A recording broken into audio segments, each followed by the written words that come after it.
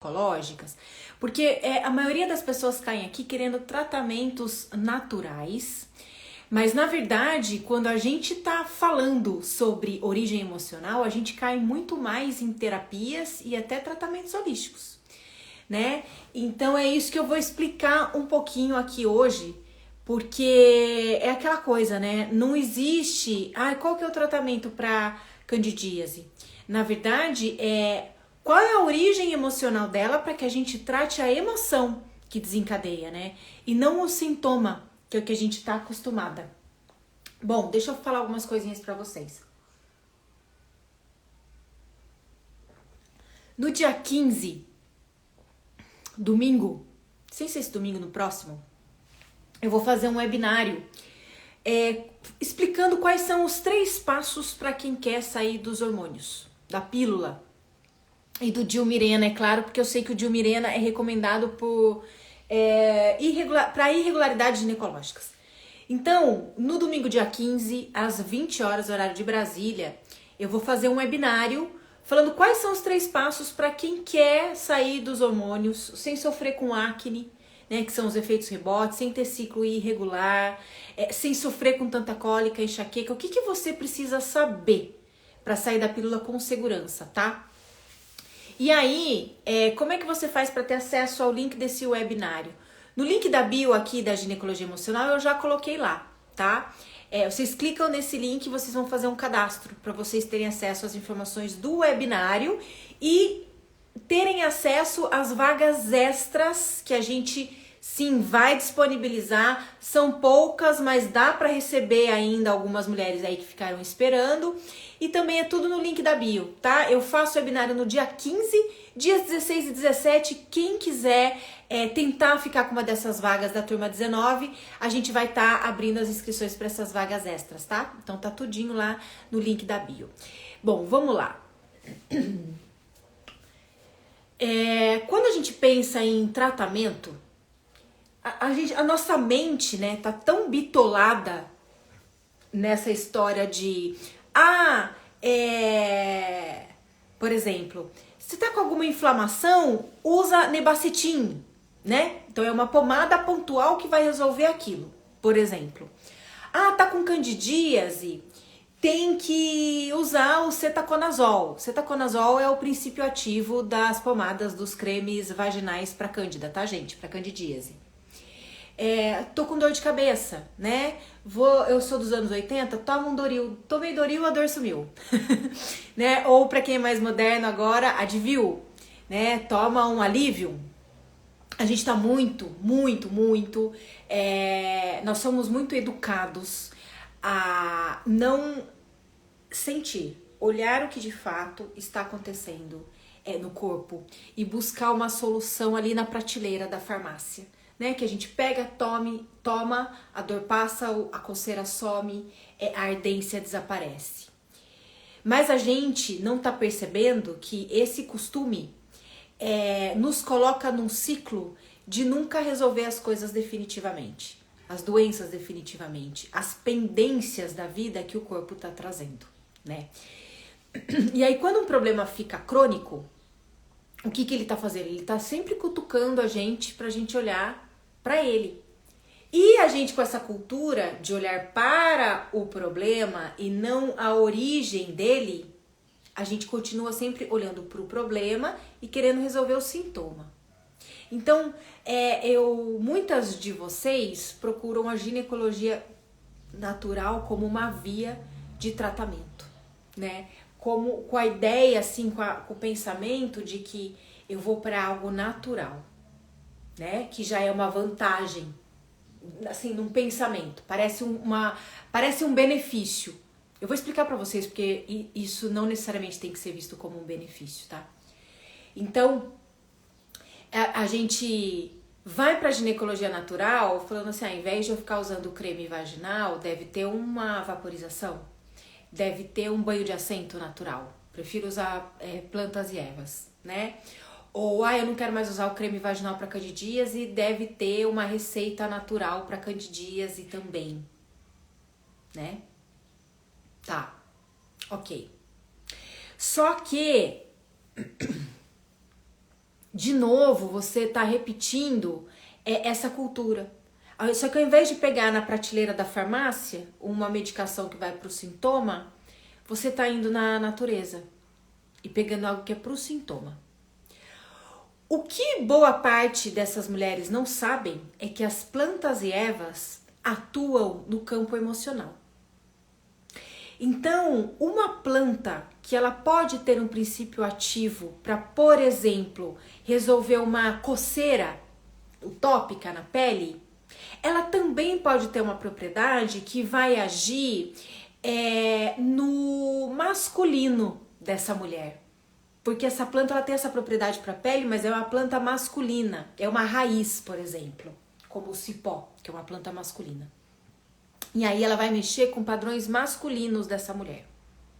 E aí essa mulher que está passando esse emplasto, por exemplo, dessa raiz para curar essa ardência, que seja uma ardência na vulva, ela não sabe, né? E ela não foi informada, ela não tem ciência de que ela pode estar com padrões masculinos, ou às vezes mais nervosa, irritada, perturbada, porque está mexendo no campo emocional dela, por conta do emplasto que está resolvendo a ardência ou a coceira dela.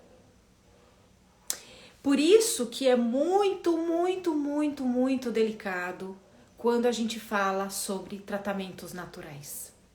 Primeiro que a pessoa que vai te atender, né, a profissional que estudou ginecologia natural, ela tem que ter uma vasta vivência em atendimentos. Não é só conhecimento sobre plantas e ervas.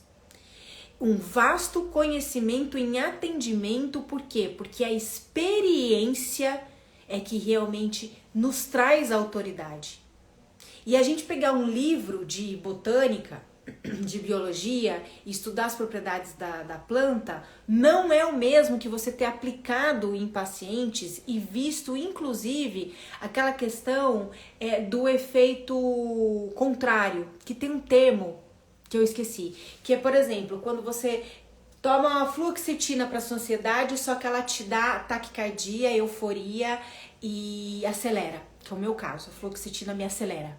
Eu vou tem um nome isso, é um efeito... É um efeito contrário que acontece, mas não é bem esse o nome no termo clínico, tá?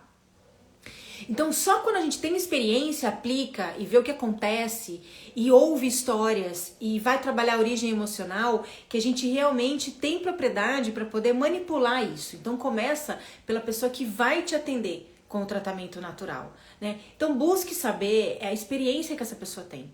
Porque ela falar que ela fez formação com fulana, com ciclana, com beltrana, com papa, né? Na minha opinião, por tudo que eu vejo aqui, tá? Não valida totalmente a autoridade, né? Então, assim, uma coisa eu ter muito estudo, muito conhecimento aqui, outra é eu ter prática, eu ter experiência, né?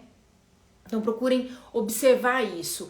E lembrem-se que quando vocês vão buscar qualquer tipo de tratamento natural, essa profissional ela tem que ter esse lado terapêutico de uma anamnese, com uma escuta imparcial, onde ela vai detectar quais são os pontos que você precisa trabalhar na sua vida, na sua história, para ela recomendar não só o tratamento que vai agir no corpo, no sintoma, mas que vai trabalhar esse lado emocional.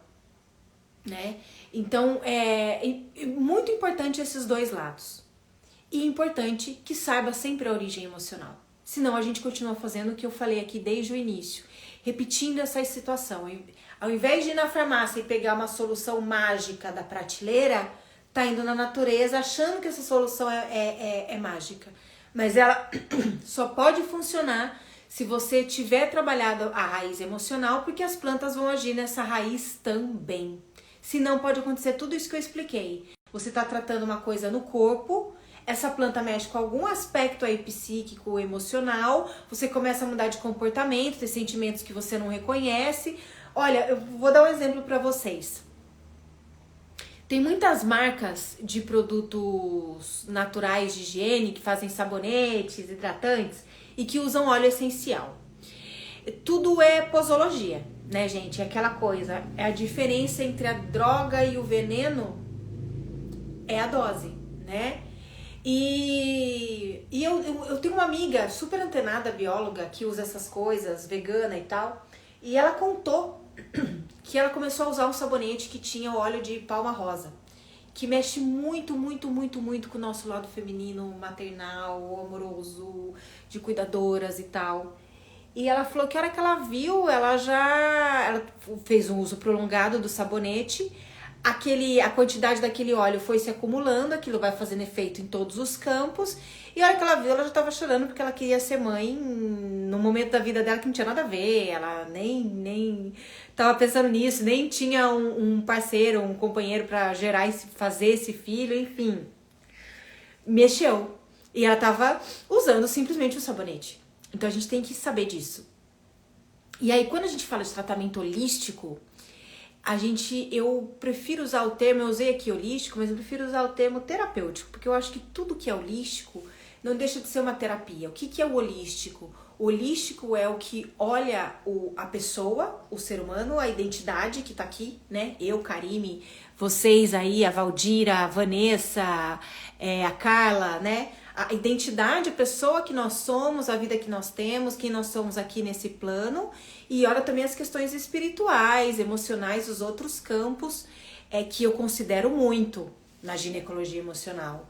Então, o que é holístico, por exemplo, que eu vejo resolvendo muitas dores, muitas cólicas e até regredindo mioma? Reiki, né? Reiki. E aí tem uma junção entre uma técnica, entre o confiar. Eu acho que tudo está muito relacionado à fé, né? O que é fé?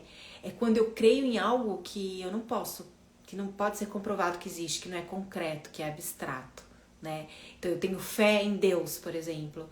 Eu creio, eu acredito, eu confio num Deus que eu não vejo, que não tá aqui, né? Mas que eu sei que ele existe, que na verdade ele tá comigo o tempo todo. Então, é basicamente isso, né? E o holístico tem muito disso, muito de você se conectar com a técnica e confiar, né? E isso é pra tudo, gente. É aquilo que eu falo, né? Quem eu recebo as minhas alunas do workshop, eu sempre falo assim. Principalmente aquelas que querem sair da pílula e têm problemas ginecológicos, né? Dores e tudo mais. Você só pode sair quando você confiar que você não vai sentir dor, que você não vai ter o sintoma. E para isso você tem que estar pronta, né? Não sou eu falar, não é alguém incentivar ou motivar. É a pessoa que tem que estar segura, por quê? Porque essa confiança de que vai funcionar, que o corpo não vai doer, dá comandos para as nossas células nesse sentido, né? Porque que quando a gente tem medo, às vezes a gente fica com angústia, dependendo do medo dá uma ânsia, a gente sente uma coisa esquisita aqui no centro da barriga, perto do plexo solar, porque o corpo tá falando com a gente de uma sensação ruim, de um sentimento esquisito, uma intuição que não é legal, né? E o corpo tá falando. As células estão reagindo e eu tô sentindo isso pro meu corpo reagir.